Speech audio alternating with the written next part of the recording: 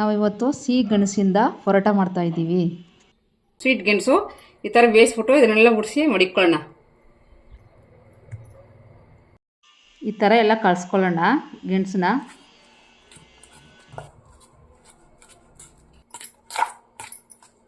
ಈ ಥರ ಸಣ್ಣ ಸಣ್ಣ ಕಟ್ ಮಾಡ್ಕೊಳ್ಳೋಣ. ಒಂದು ಈರುಳ್ಳಿನ ಅದನ್ನ ಇದ್ರಲ್ಲಿ ಹಾಕ್ಕೊಳ್ಳೋಣ.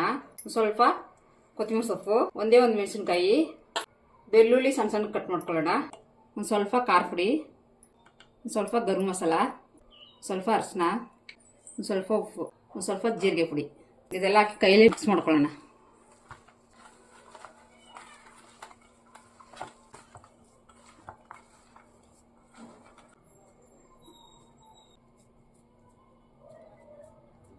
ಈ ಥರ ಸಣ್ಣ ಸಣ್ಣ ಉಂಡೆ ಮಾಡ್ಕೊಂಡು ಇಟ್ಕೊಳ್ಳೋಣ. ಚಪಾತಿ ಹಿಟ್ಟು ಕಲಿಸ್ಕೊಂಡಿದ್ದೀನಿ ಗೋಧಿ ಹಿಟ್ಟಲ್ಲಿ. ಇದರೊಳಗಡೆ ಒಂದು ಉಂಡೆ ಮಡಿಕೊಂಡು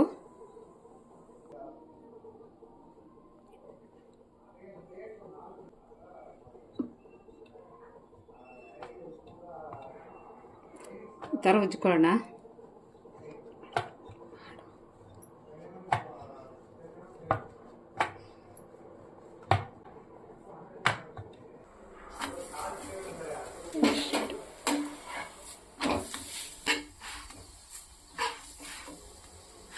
ಈ ಥರ ಎರಡು ಕಡೆ ಬೇಯಿಸ್ಕೊಂಡ್ರೆ ಪರೋಟ ರೆಡಿ ಆಗುತ್ತೆ.